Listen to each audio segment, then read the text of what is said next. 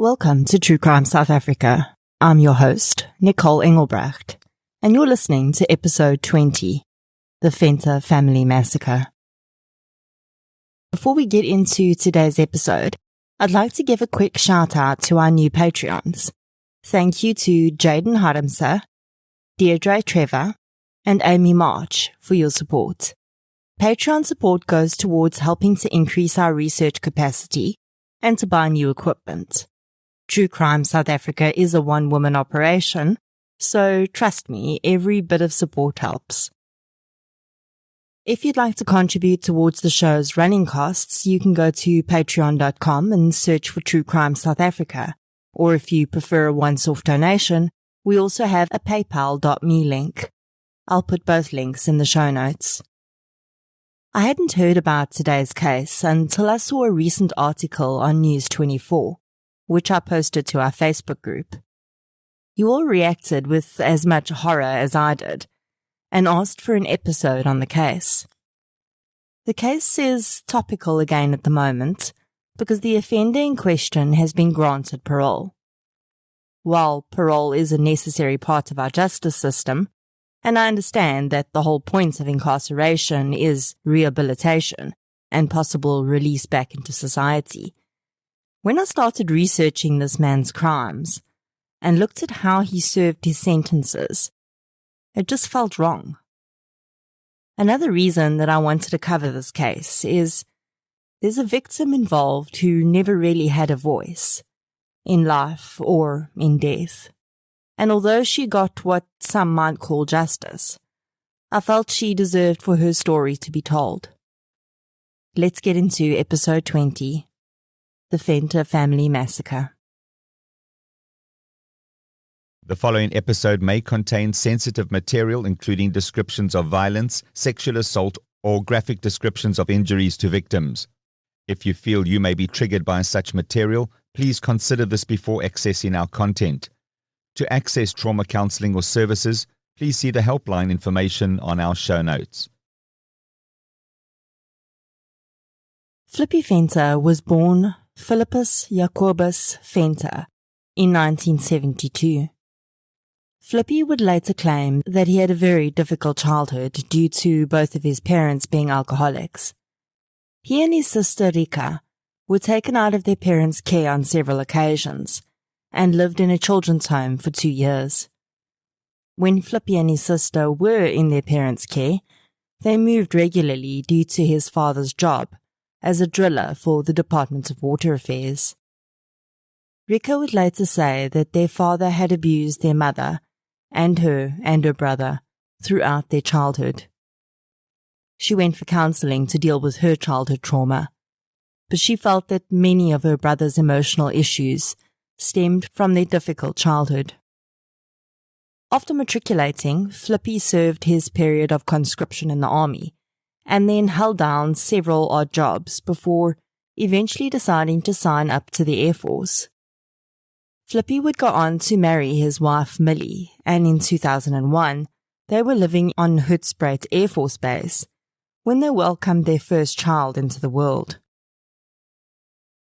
Flippy's sister would say that her brother doted on his daughter Millie's, and whenever she would phone, he would be interacting with the child.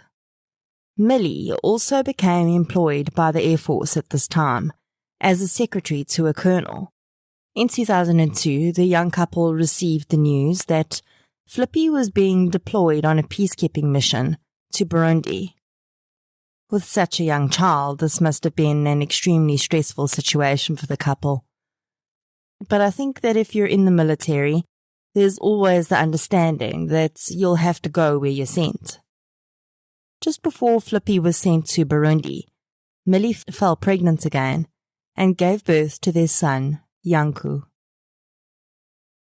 Burundi is a Central African country that is landlocked between Tanzania and the Democratic Republic of Congo. The country has an extremely unstable history, and in the 1960s and 1990s, civil wars and ethnic cleansing turned Burundi into a war zone. The periods of genocide and civil wars in Burundi were between the Hutu people and the Tutsi people, both Burundian ethnic groups. Between 1962 and 1993, an estimated 250,000 people were killed in clashes and ethnic cleansing exercises in Burundi. The genocidal actions were first perpetrated against the Hutus by a Tutsi-led army in the 70s, and then in 1993, the tables turned with mass killings of Tutsi people by the Hutu majority. South Africa had been involved for many years, along with the UN, in trying to broker peace between the two warring factions. In 2000, an agreement called the Arusha Peace and Reconciliation Agreement was reached, in which a transitional government would take control of Burundi and ease it into democracy. Several ceasefires failed, but by 2001, there was a tentative balance forming in the country, and several countries, including South Africa, agreed to send in peacekeeping missions to ensure that agreements were adhered to. The years of instability and war broke Burundi, economically and socially. The children of Burundi perhaps suffered the most. Children as young as 10 were given guns and enlisted as members of the militia on both sides of the fight. There are reports of children who were born into mixed Hutu and Tutsi families being forced to kill their own parents. Female children were sold into sex slavery, and even today, it's not uncommon to see girls as young as 11 years old working as sex workers in order to survive. When Flippy Fenta was sent to Burundi in 2002, there was a lull in violence. The atmosphere was still highly charged, and no one doubted that the ticking bomb that was genocide could explode again at any time. But he wasn't entering an active war zone. In fact, rather than actually protecting any people of Burundi, Flippy was assigned a security detail to a government official. He was, for all intents and purposes, a glorified bodyguard. At this time, 14-year-old Theresa, a Burundi citizen, had been orphaned by the violence in her country. With very little family left, the child was left to fend for herself, and sadly, the only option open to her was sex work. The ways in which girls end up as sex workers in Burundi are innumerable. Sometimes it's a much maligned choice, as much as a child of that age is equipped to make such a choice, in a world where the other option is starving. Very often, though, family members sell or con young girls into becoming involved with sex work. Girls from rural areas are promised jobs in the city, and when they get there, the job is not what they were told, and alone and without resources, they're trapped. It's a classic human trafficking situation. Girls like Theresa are sitting ducks for violence and disease, with the rates of HIV infection among child sex workers in Burundi being astronomical. It is unknown as to whether the 19th of September 2004 was the first time that Flippy Fenta had met Theresa Nkishimana. By that time, Flippy had been in Burundi for 2 years. He had been sent home for a brief stint, but he'd been seconded again very shortly afterwards. I highly doubt that his meeting with Theresa was the first time he had frequented sex workers, though. A taxi driver, Claude Demasini, fetched Flippy and then Theresa on the evening of the 19th of September 2004. He would later testify that Flippy had told him that he wanted to have sex that night. Claude last saw the pair when he dropped them off at a local hotel. The next time he would see Flippy would be in court. On the morning of the 20th of September 2004, passers-by discovered the body of 14-year-old Theresa Nkishimana in a ditch. Theresa's body was taken to a mortuary, where it is claimed that video footage was taken of her body and an autopsy was performed. Theresa's body, though, was buried within 24 hours of her being found. The first time I read about this strange development was in a News 24 article, and the article stated that it's law in Burundi that sex workers must be buried within 24 hours of their death. When I read that, my mind boggled a bit. My first thought was maybe it's for religious purposes, as I know Muslims specifically have a time span in which they're required to bury the dead. But looking at Burundi's religious makeup, less than 1% of their people are Muslim, so I knew it wasn't that. I couldn't find any proof on any other forum that such a law exists in Burundi. It could be true, but I couldn't find anything to back it up. Then I found another resource that said that it's actually the families of sex workers that insist on the practice. So in Theresa's case, allegedly 1 or 2 remaining members of her family were found, and they apparently insisted that she be buried without any funeral as soon as possible in order to, quote, minimize their shame, end quote.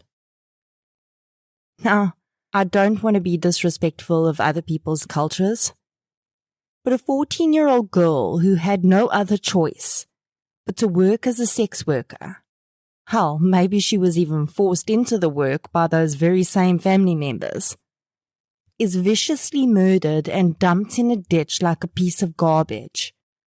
And her so-called loved ones' greatest concern is not collecting evidence or finding her killer, but hiding the fact that she was a sex worker? Really? Anyway, I could talk for hours just on the topic of how completely unfair that is. The police thankfully did recognize that Theresa deserved justice, and they started talking to some of the other girls to find out who Theresa had last been seen with. Many of the girls clearly remembered her getting into a taxi that night, and she was with a man they referred to as one of the rich military men. Having a military presence of foreigners in their country has become a way of life for Burundians, and the young sex workers soon figured out that these men, compared to their poverty-stricken lives, had a decent amount of money. It is known among the child sex workers of Burundi that a military man is a prize catch, and they vie for the attentions of such men. That statement is so sick that I struggle to say it, but such is life for these children. The Burundian police were able to get a description of the taxi that had transported Theresa to her death that night, and they soon tracked down Claude Demasini, who identified his male passenger as South African Flippy Fenta. Once they figured out where Flippy was living, the police realized that it was very close to where Theresa's body had been found. Flippy would eventually be charged with going AWOL as well, and the circumstances around that charge are a bit muddied. It appears that Flippy returned to his post after curfew on the night of the 19th of September. When exactly he was arrested for Theresa's murder is also not certain, but within 10 days he was taken into custody. At some stage, Flippy also got into an altercation with a Burundian security guard, and he was charged with assault against this man as well. A charge of rape was also added to the case, as police believed that Theresa had been forcibly penetrated. While in custody, Flippy Fenta admitted to having murdered Theresa Nkishimana. He told the police that he'd taken Theresa to a hotel to have sex with her. They had consensual sex once, according to him, and when he wanted to have sex again, Theresa had declined. He said that he'd become enraged and strangled her to death. It is unknown whether he admitted to raping her after he killed her. Flippy pointed out both the hotel room in which he killed Theresa, as well as the ditch in which he dumped her. His face and chest were covered in scratches, presumably from Theresa fighting for her life. Flippy Fenta was held in a military jail in Burundi for 6 months. He would later lament the fact that his cell was in fact a shipping container and it was very hot. Very soon after he was arrested, Flippy changed his mind about his confession and attempted to retract it. He claimed to have been the victim of a setup, implying that some of the government officials he'd been protecting had been involved in the murder, and he was being used as a scapegoat because he was a foreigner. 7 weeks after her death, Theresa's body was exhumed, and a South African forensic pathologist was asked to perform a post-mortem. Now, you'll recall that I said that Burundian authorities had claimed to have done an autopsy after recovering Theresa's body initially. I don't know where the information from that autopsy went, or even how detailed an autopsy was done, because when the South African pathologist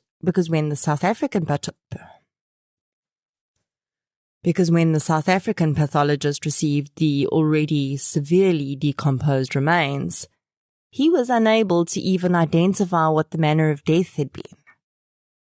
Throughout the investigation, in fact, it seems as though Theresa's manner of death has always been based solely on Flippy's admission that he strangled her. I completely understand that the South African pathologist would have wanted to have made an unbiased report, so he would likely not have looked at any other evidence prior to his viewing of Theresa's body. What is odd, though, is that there was allegedly video footage of Theresa's body. Could that not have been viewed by an independent person, in conjunction with the 2 autopsy reports, and some determination made from there? There is only one mention ever made of the first autopsy. I tend to think that under pressure from the family to bury Theresa, the initial autopsy was either botched or done very superficially. Flippy's lawyers attempted to cast doubt on the entire investigation, most likely due to Burundi's lack of a proper burial system. When the body was exhumed, they insisted on having teeth tested by forensic odontologists to determine the age of the person that had been exhumed. Possibly because Burundi is famous for mass burials and unmarked graves. They were trying to imply that there was no way of knowing where Theresa's body even was. So if they couldn't do their own autopsy, that would be unfair to Flippy's case. Strangely, they almost got that right, because the first forensic odontologist to look at the teeth said they belonged to a 32-year-old person. A second odontologist put that age at around 16. I looked into the science of forensic odontology a bit, and found that it's most useful and accurate in the identification of remains when compared to dental records of a known subject. Where it becomes a little bit more iffy is when they try and use a single extracted tooth to determine age, which is exactly what happened here. In small children, it's easier because the presence of milk teeth can point towards a specific age group. In adolescents and adults, though, the margin for error becomes a lot wider, and this is compounded by the fact that not all forensic odontologists use the same methods. The margin for error in adolescents and adult tooth aging, according to an article in the Forensic Odontology Review, is as large as 10 years. With that in mind, and also the fact that nutrition can play a role in the aging of teeth, and we know that Theresa was living a life of poverty and probably eating very poorly, the huge gap in age estimation between the two forensic odontologists seems a little less worrying.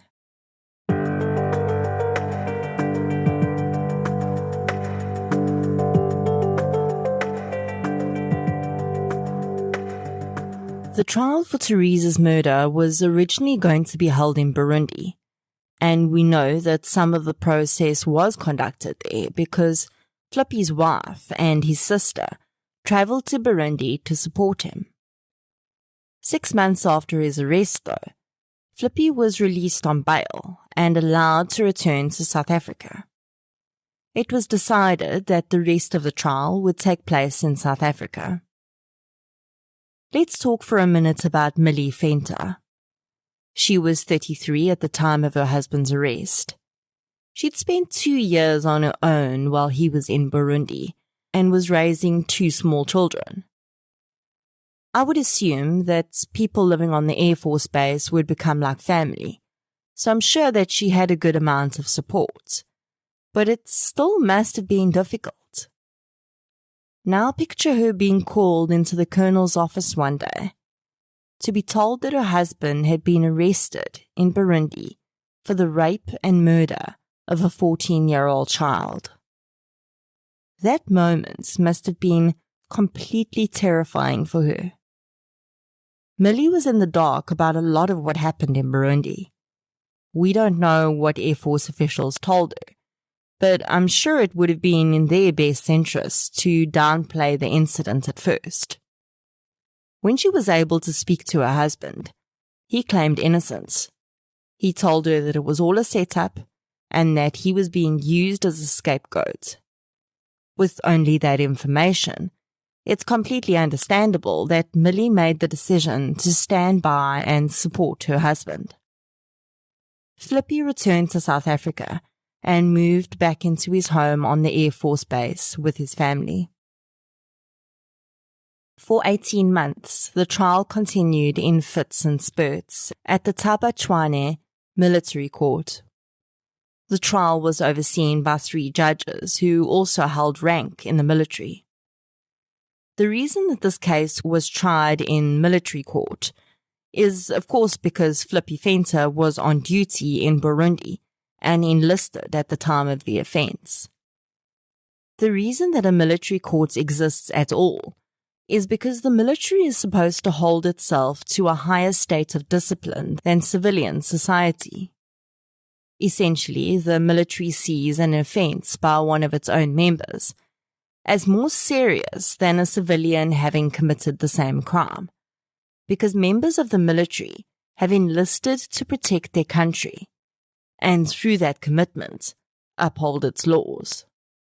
Military courts are generally less lenient than civilian courts, and less likely to consider mitigating factors in sentencing. The trial was the first of its kind, as Flippy was the first South African to be accused of the murder of a citizen of a host country while on a peacekeeping mission. And this likely added to the delays, as the court moved carefully to avoid contravening any required procedures in South Africa or Burundi. The Fenta family was reportedly struggling at this time, and understandably so. Millie started to have panic attacks, and she started going for counselling sessions. She asked Flippy to attend counselling sessions as well, and he agreed. He would later allege that his psychologist had instructed him to only have 6 sessions and come back after the trial was finished to do the rest. As the trial started to reach a crescendo, the media picked up on the story, and Millie, who up until that point had relied on her husband for information about the case and believed him to be innocent, came across an article that made her wonder. A journalist had published some of the evidence that was being presented against Flippy, and Millie found out for the first time that there were eyewitnesses, including 2 of Flippy's co-workers, who had seen him with Theresa that night. She also read about the taxi driver's evidence and the very detailed confession that her husband had originally given. Flippy continued to deny his guilt and claimed that everything had been fabricated. On the 26th of April 2006, Flippy attended a function with members of his unit at O'Hagan's pub in Hoedspruit. He had 3 beers at this function and returned home. His wife's co-workers had another function planned for that afternoon, which Flippy and Millie attended together, and Flippy said that he had another 3 beers at that function. I know it might sound a bit strange that I'm pointing out what he drank, but it'll all make sense a bit later. At the second function, Millie danced with her boss, the Colonel. Millie would later say that it was almost a tradition that when the specific song came on, she would dance with her boss, as they both enjoyed a traditional Afrikaans langarm dance to that specific song. Flippy had never indicated that he had a problem with his wife dancing with her boss to this song, but on that day, a dark cloud gathered over him, and he described feeling intensely jealous as he watched them dance.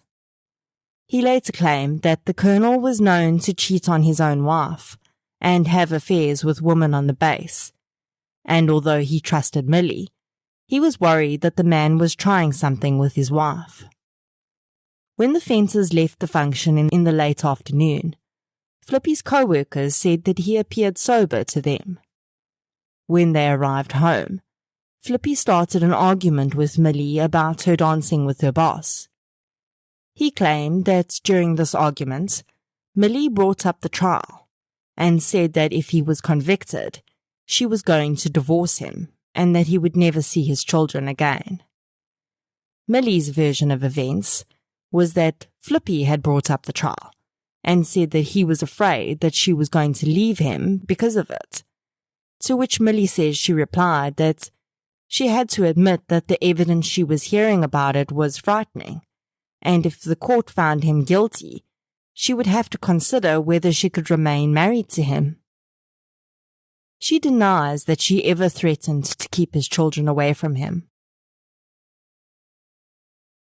The argument became loud and heated, and Millie said that she was going to take the children elsewhere so that everyone could calm down, and she would be back later.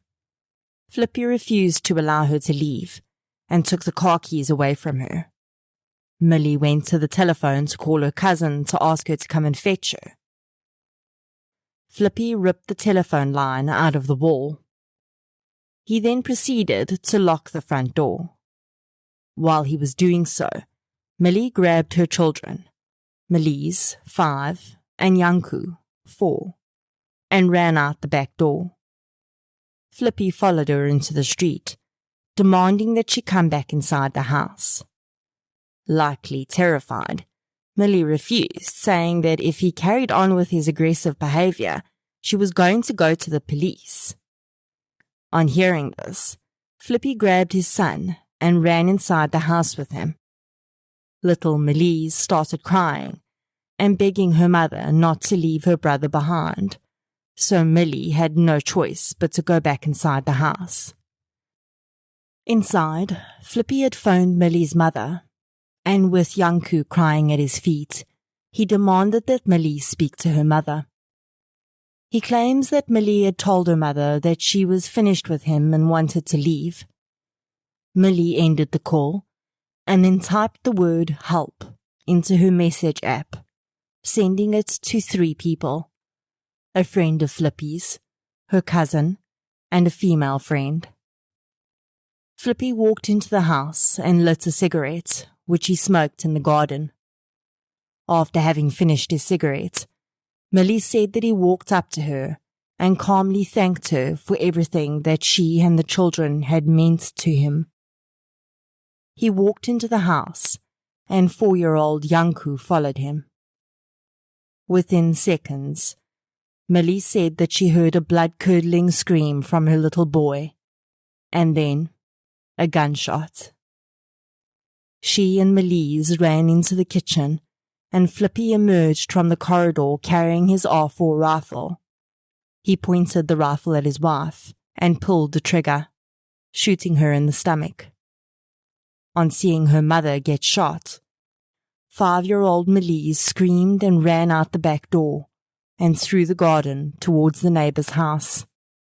Her father took calculated aim through the wire mesh on the door and shot his daughter in her back.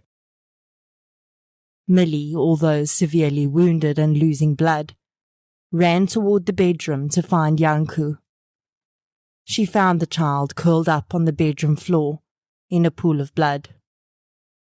Millie knelt down next to him, gently trying to see the extent of his wounds. Flippy entered the room and, using the rifle, pushed Millie up against the wall. Hysterical, Millie screamed at Flippy that he had shot their children. He cast a look over his shoulder at his son's lifeless body and looked back at Millie. He told her that he was going to kill her and then himself. Millie realized that she still had her cell phone in her hand from the conversation with her mother. She started dialing numbers and managed to push Flippy away. She fell forward onto the ground, and he demanded that she hand over the cell phone. When Millie refused, he stomped on her hand with his boot, ripped the phone away, and smashed it against the wall. He pulled Millie up again, and she bit him in the neck, and used the opportunity to escape from his hold. She ran into the garden and found her daughter, bleeding on the grass, mumbling faintly. Millie ran screaming up the road, and one of the neighbors came to her aid. The children were rushed to the hospital, but both were pronounced dead on arrival. Millie required life-saving surgery to repair the damage the rifle shot had done to her stomach. Flippy Fenta was arrested by police and found to have slit his wrists. He was taken to hospital for treatment for those wounds, as well as the bite wound on his neck. Millie was able to attend the funeral of her children a week after their death. Melise and Yanku were buried side by side. At the time that Flippy murdered his children, he had yet to be convicted of the murder of Theresa Nkishamana. Evidence of that crime could therefore not be used in the new trial. Flippy was charged with 2 counts of murder and 1 count of attempted murder. Although the crime took place on military property, the decision was taken to hold the trial in a civilian court, because Flippy had not been carrying out military duties at the time of his offence. Flippy pleaded guilty to the charges against him, but claimed that he had no memory of that day, from the point that he had started arguing with his wife.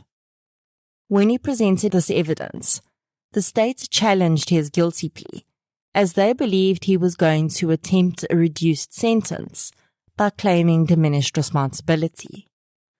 The state briefly requested that the judge reject the guilty plea so that they could proceed with the trial and prove that Flippy was entirely responsible for his actions. The judge listened to the state's case as to the diminished responsibility claim and decided that such a defense would never result in a not guilty finding, and as such, decided to accept the guilty plea and instead hear Flippy's evidence as possible mitigating circumstances in a pre-sentencing hearing. Flippy testified about his poor childhood conditions and then introduced the investigation and trial regarding the murder of Theresa Nkishamana, saying that he had suffered in terrible circumstances while awaiting trial in Burundi, and that he'd been under immense psychological pressure at the time that he killed his children. He claimed to have been depressed and suicidal for the 18 months since his return from Burundi. He said that he'd lost 16 kilograms and was convinced that his wife was ashamed of being seen with him because she took a different bus to work. He felt that his marriage had not been the same since his return. He also felt ostracized by his friends and found that people stared at him. Well, Flippy, you had been accused of the rape and murder of a 14-year-old girl. So I'm not sure if you expected for people to fall at your feet and welcome you back, and your wife to have absolutely no emotional problem with the fact that you were not only unfaithful to her, but also that it was seeming more and more likely that she was married to a murderer and rapist. Really, I have no idea why people would treat you differently. Flippy testified that on the day of the murders, he had been unusually emotional and had cried on several occasions. He confirmed that the last thing he remembered was arguing with his wife and then sitting down on a sofa because he felt tired. The next thing he knew, he was waking up in a hospital with a bite wound and his wrists bandaged. He was told that his children were dead. He claimed that he was very drunk when he got home, and he believed that this contributed to his behavior. So this is why I told you how much he had to drink that day. He had 3 beers at a function that started at 11 o'clock. His wife fetched him at about 2 and said that he was a little bit drunk. That's 3 beers in 3 hours. It's a fair amount, but he's not a first-time drinker. He's a 33-year-old man who at the time was well-built and probably weighed between 100 and 120 kilograms. He then went to the second party a few hours later, allegedly having had no alcohol in between, and had another 3 beers. And yet he claims that he was so intoxicated that the court should consider his intoxication as mitigating circumstances. He was sober enough to aim a rifle at a tiny moving target and hit his mark the first time. Sorry, but I don't buy it. A psychiatric report was presented to the court that stated that Flippy had been under abnormal pressure due to his ongoing first murder trial, and that he'd experienced suicidal tendencies before that day. The report also stated that alcohol had become a coping mechanism for him, and that it contributed to exasperating his feelings of jealousy towards his wife's interaction with her boss on that day. The report went on to class his attempted suicide as a clear sign of emotional distress. The state challenged much of this evidence by stating that his wife had shown nothing but compassion and care for him while he'd been imprisoned in Burundi, and when he was on trial. It emerged that Millie had actually taken out a loan and negotiated bail terms through the Air Force herself to get her husband out of Burundi. She had taken psychological counseling and encouraged him to do the same. These were all signs that she was intent on working on their relationship and supporting her husband. They challenged Flippy's claim that he had no memory of the incident by producing evidence that he had phoned his sister straight after the incident occurred and before he was taken into custody and told her exactly what he had done. Despite all of the challenging evidence in aggravation of sentence, Flippy Fenta received a sentence lower than the minimum for murder. He was sentenced to 15 years for the murder of Melise, with 5 years suspended, 10 years for the murder of Yanku, and 8 years for the attempted murder of Millie. The kicker was that he'd be allowed to serve these sentences concurrently, so in essence, he would only serve 10 years. The state, on hearing the sentence, immediately lodged an appeal. It is rather unfortunate that the judgment and sentence for Theresa's murder was only given after this judgment, as I think it may have cast a very different light on Flippy Fenta's so-called emotional turmoil. In 2008, he was found guilty and sentenced to 24 years in jail for the murder of Theresa Nkishimana. Unfortunately, there was insufficient evidence to find him guilty of her rape This is when probably the biggest injustice comes into play, in my opinion. A court decided that he could serve both murder sentences concurrently. So instead of serving 10 years for his children and then 24 for Theresa, he would only serve a maximum of 24. Well, actually, he only had to serve 12 years because he could apply for parole halfway. The state's appeal of his sentence for the murder of his family was successful though, and his sentence for their murders was increased to 18 years, but still concurrent with his other sentence. The appeal court seems to have had a far clearer picture of who Flippy Fenta was, and said that it felt that any alcohol intake on the day of the murders played a very minimal role. They also disregarded his claim of being unable to remember. The judge stated that Flippy had shown a very calm demeanor in all of his actions that day, and that there was no evidence that he had acted under diminished responsibility. In fact, the appeal judge said that he found Flippy to be quite self-absorbed and only seemed concerned about losing his family because he classed them as possessions. I have no doubt that Flippy Fenta was experiencing extreme emotional turmoil on the day he killed his children. It was clearly not a premeditated act.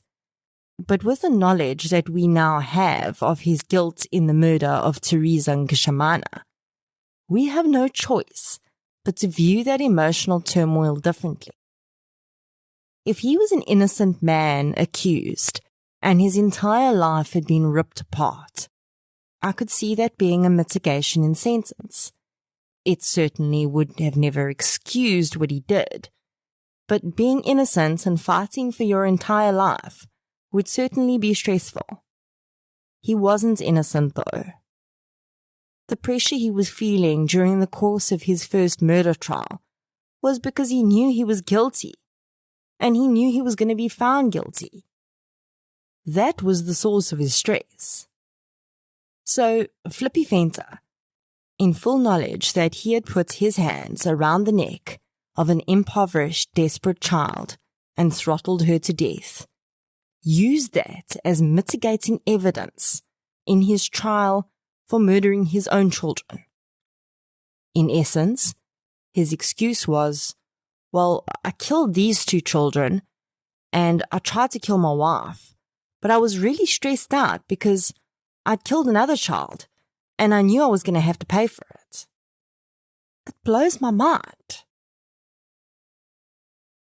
Sentencing doesn't always go the way we want it to go. I understand that. To be honest, with the increased sentence to 18 years, if he had not been given them concurrently, the sentences may have been fair.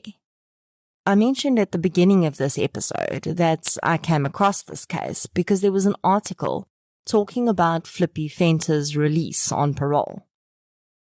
Millie Fenta was given the opportunity to argue against his release. Completely understandably, she chose not to appear in person, but wrote a letter saying that she felt he should serve his full sentence. No one could be located to stand at the parole hearing for Theresa and Gishamana, and I think that mere fact speaks volumes.